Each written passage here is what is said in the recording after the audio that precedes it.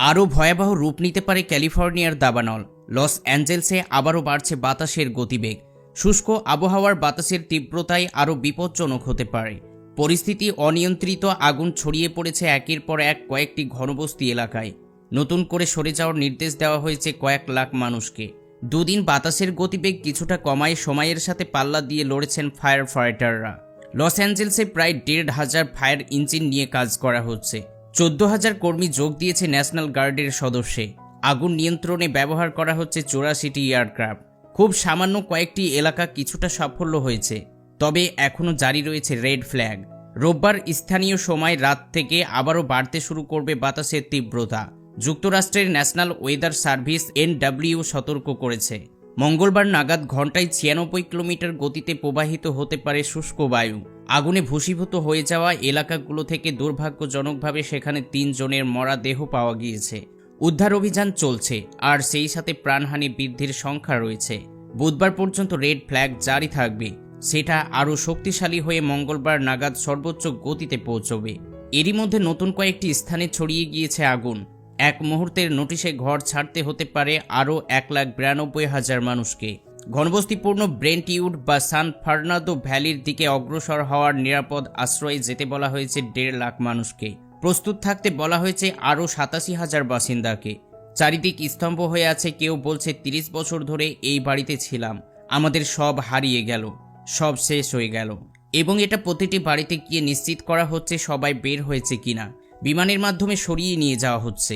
ক্যালিফোর্নিয়ার ভয়াবহ দাবানলে ভূষীভূত হয়েছে লস অ্যাঞ্জেলসের 12,000 ঘরবাড়ি। স্থাপনা ক্ষয়ক্ষতির পরিমাণ দাঁড়াতে পারে 250 বিলিয়ন থেকে 275 বিলিয়ন ডলারের। যুক্তরাষ্ট্রের আবহাওয়া বিভাগ বলছে আগামী সপ্তাহে উন্নতি হতে পারে। পরিস্থিতির আর্দ্রতা বৃদ্ধির পাশাপাশি হতে পারে হালকা বৃষ্টি। প্যালিসেডে নতুনভাবে পুড়েছে 1,000 একর এলাকা। ঝুঁকিতে আরও 1.5 লাখ ঘর বাড়ির স্থাপনা। প্রাণহানি বেড়ে দাঁড়িয়েছে 30 জনের। এ যেন মরার উপর খড়ার ঘা। যুক্তরাষ্ট্রের ইতিহাসের স্মরণকালের সবচেয়ে ভয়াবহ দাবানল। ক্যালিফোর্নিয়ায় দিনরাত খাটছেন ফায়ার ফাইটাররা।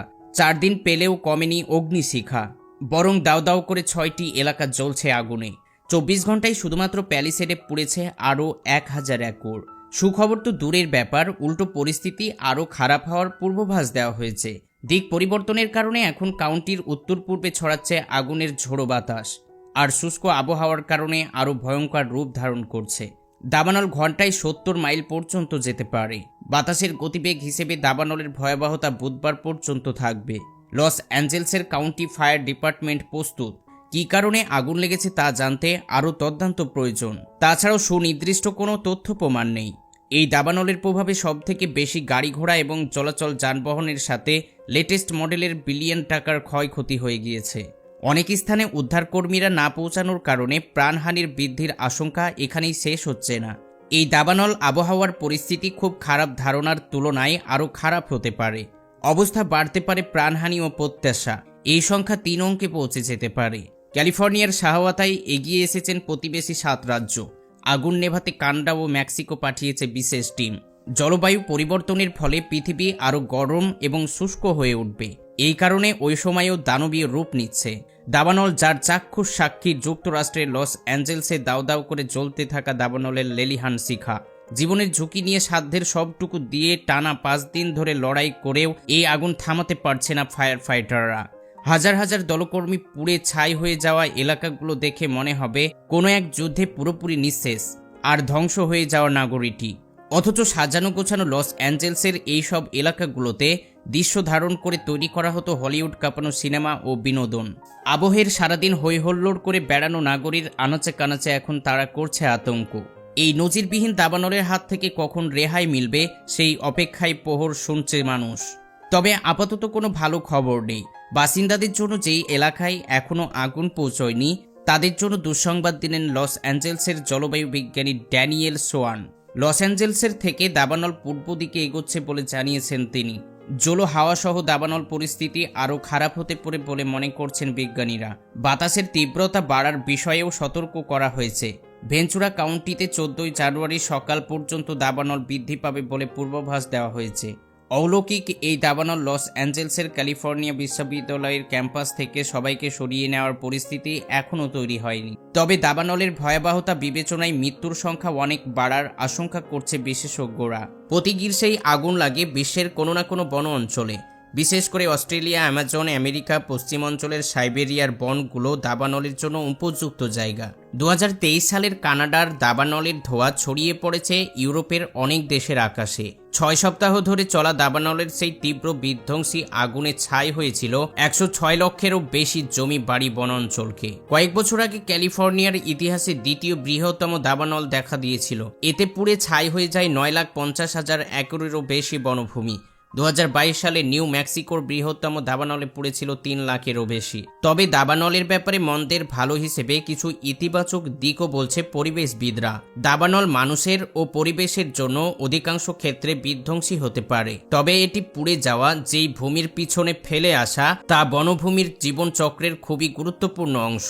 বনের উর্বরতা বৃদ্ধির একটি প্রাকৃতিক উপায়ে দাবানল সময়ের সঙ্গে সঙ্গে বনের মাটিতে জমা হওয়া ধ্বংসাবশেষের একটি পুষ্টি স্তর তৈরি করে। স্বাভাবিক সময়ে সঠিকভাবে এটি করা যায় না এবং গাছপালা শোষণ করে নেয়, কিন্তু পোড়া অবস্থায় পুষ্টি উপাদানগুলো মাটিতে মিশে যায়। তবে এর পরেও এত বিশালাকার দাবানল আমাদের কারোর কাম্য নয়। যুক্তরাষ্ট্রের ক্যালিফোর্নিয়া অঙ্গরাজ্যের লস অ্যাঞ্জেলসের বেশ কয়েকদিন ধরে নিয়ন্ত্রণহীন আগুনে পুড়ছে। সেখানে নজিরবিহীন দাবানলে বিপুল আর্থিক ও মানবিক ক্ষয়ক্ষতি হয়েছে।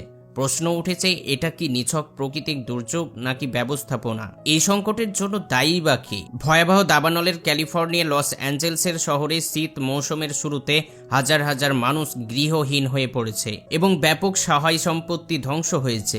এমনকি মৃত্যুর সংখ্যা আরও বাড়তে পারে। প্রশান্ত মহাসাগরের উপকূল থেকে পাসাডেনা পর্যন্ত কমপক্ষে 5টি দাবানল নিয়ন্ত্রণের চেষ্টা এখনও সফল হওয়া যায়নি। বিদ্যুতের তারের সমস্যাকেই আগুনের প্রধান কারণ হিসেবে দাবি করা হচ্ছে এবং আগামী কয়েকদিন পর্যন্ত দাবানল অব্যাহত থাকবে বলে মনে করা হচ্ছে। এদিকে বিবিসি নিউজ জানিয়েছেন, মার্কিন সরকার প্রায় 1,80,000 বাসিন্দাকে তাদের ঘর ছেড়ে যাওয়ার নির্দেশ দিয়েছে। সেই সঙ্গে 50 জন দলকর্মীকে সংবেদনশীল এলাকায় আগুন নেভানোর জন্য নিযুক্ত করা হয়েছে। এই দাবানলে ক্যালিফোর্নিয়ার 2 লাখ হেক্টরেরও বেশি বনাঞ্চল, আবাসিক এলাকা এবং নগর অবকাঠামো ধ্বংস হয়েছে, যা এই বিপর্যয়ের ক্ষতির একটি অংশ মাত্র। ইতিহাসের অন্যতম বিধ্বংসী দাবানল আমেরিকার সবচেয়ে দামি সম্পত্তিগুলোর কিছুটা ধ্বংস হয়েছে। এদিকে দাবানলের কারণে শেয়ার মার্কেট ও বীমা শিল্পের উপর প্রভাব পড়েছে।